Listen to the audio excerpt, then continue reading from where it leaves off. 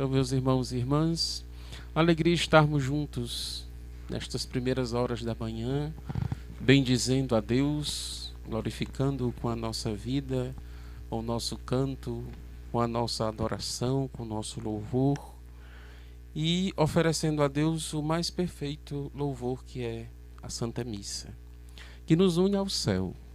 É sempre interessante lembrar que nesta hora santa, na qual estamos celebrando o Santo Sacrifício, nos unimos a Deus, nos unimos ao Pai, ao Filho e ao Espírito, nos unimos à Santíssima Virgem, a São José e ao céu de Deus.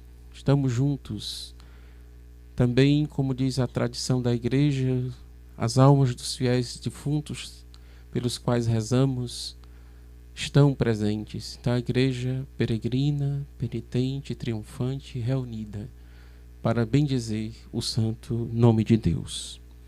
A palavra de Deus, particularmente neste mês a ela dedicado, vem tocar o nosso coração e vem nos lembrar, hoje de modo particular, no trecho da carta de São Paulo aos Colossenses, que Deus nos reconciliou para que sejamos santos e imaculados. Esses dias estamos lendo o trecho da carta de São Paulo aos Colossenses e vemos a insistência de São Paulo como que querendo sempre mais convencer o coração daquele povo a viver a fé que abraçaram. Uma vez conquistados por Cristo, não tem como fugir dele. É a ele que nós pertencemos. E é importante ter consciência disso, porque sem Deus nada somos. Tem uma oração da igreja que diz: ó Deus em quem vivemos, nos movemos e somos. E recorda de fato a nossa vida que existe só nele, só em Deus.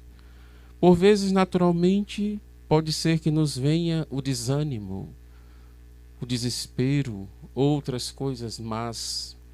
Porém, de tudo isso e das obras más manifestas, como disse São Paulo, nós fomos libertados em Cristo. Cristo nos reconciliou com o Pai e nos deu então esta graça sublime que só Ele, o Filho muito amado, nos podia dar, de sermos nele, Jesus Cristo, o Filho, filhos e filhas muito amados do Pai. Então São Paulo quer nos convencer disso e de fato nos deixemos convencer desta verdade, que a Deus pertencemos. E não são as más obras, as más inclinações, nossas tendências ao pecado que vão nos afastar ou dominar nossa vida e nos afastar de Deus. Mas a graça santificante que Deus nos concedeu em Jesus Cristo seja o fundamento da nossa fé.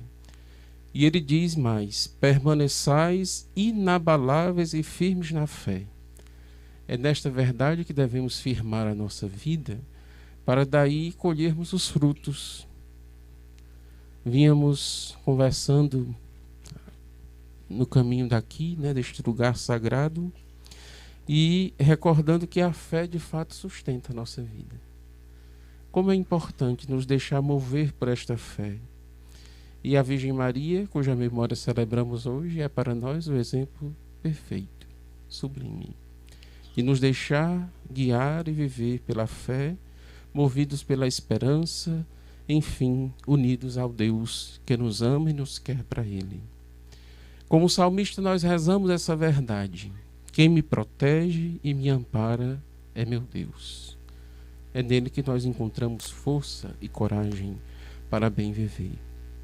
E esse Deus se manifesta a nós em Jesus Cristo, no Evangelho que ouvimos, segundo São Lucas, recordando aquela passagem de Jesus por plantações de trigo, e os seus discípulos começaram a colher e a comer, porque estavam com fome.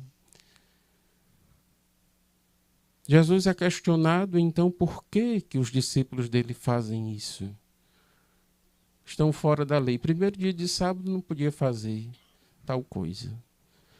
Enfim, Jesus esclarece, recordando que Davi, no seu tempo, com os seus soldados, estando necessitados, foram ao templo comer do pão que era reservado só aos sacerdotes.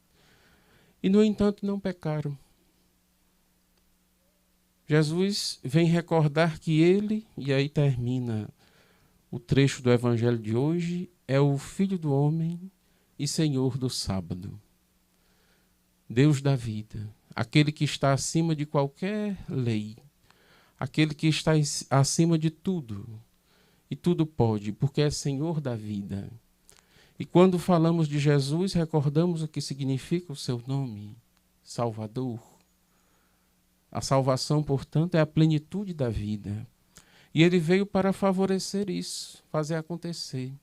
Naturalmente, enquanto humanos, nós precisamos de leis para nortear a nossa vida, às vezes para frear nossos impulsos ou nossas loucuras, perdoe-me a expressão. E acontecem coisas assim. Mas precisamos de leis. Deus, portanto, é a plenitude da lei. Porque é a plenitude da vida. Porque é Senhor da vida. E nos ajuda, portanto, a caminhar nele mesmo. Por isso, ele é a nossa lei. Quando na teologia estudamos o direito canônico, aprendemos que Cristo é a lei. Então, se Cristo é a lei, a vida vai ser sempre favorecida. E nele nós vamos aprendendo a fazer isso acontecer. Não vamos ser fora da lei humana que é estabelecida para o nosso bem também. Mas vamos em Cristo ser no mundo uma presença boa que respeita, que favorece a própria vida e a vida dos outros, que dialoga, que se aproxima, que cuida, que se doa, enfim. Assim, o reino de Deus vai se tornar visível para nós.